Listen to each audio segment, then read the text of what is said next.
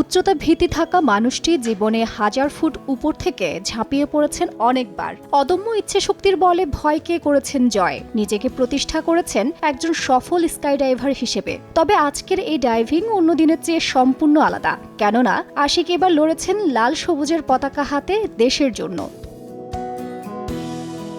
মেঘের ভাঁজে ভাঁজে পাখির মতো উড়ে জানান দেন বাংলাদেশকে, জানান দেন বাংলার মানুষের অদম্য সাহস আর শক্তির।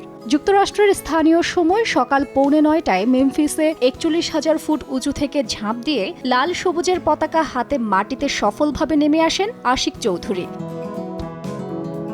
পৃথিবীর বুকে নামতে থাকা আশিক এক পর্যায়ে খুলেন প্যারাসুট। এরপর ধীরে ধীরে নেমে আসেন যুক্তরাষ্ট্রের মেমফিসের নির্ধারিত এয়ারফিল্ডে।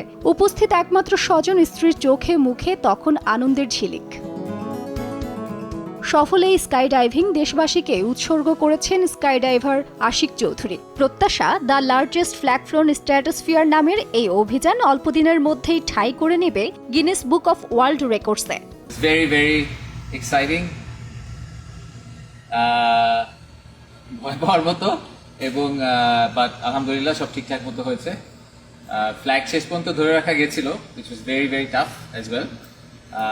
আমরা ইভেন্চুয়ালি আমি আসলে এসে ল্যান্ড করতে পারিনি এখানে। I landed maybe 200 meters away from the drop zone, but no major injuries, and we'll wait for the authorities to confirm the record. বৈমানিক পরিবারের সন্তান আশিক পেশায় ব্যাংকার হলেও রপ্ত করেছেন বিমান চালানো, পাশাপাশি স্বপ্ন দেখতেন পাখির মতো উড়ে বেড়ানোর। সেই স্বপ্ন থেকেই অনুশীলন শুরু করেন স্কাই ডাইভিংয়ে। বর্তমানে তিনি একজন সনদধারী স্কাই ডাইভার। তাজরিন রিকা, সময় সংবাদ, ঢাকা।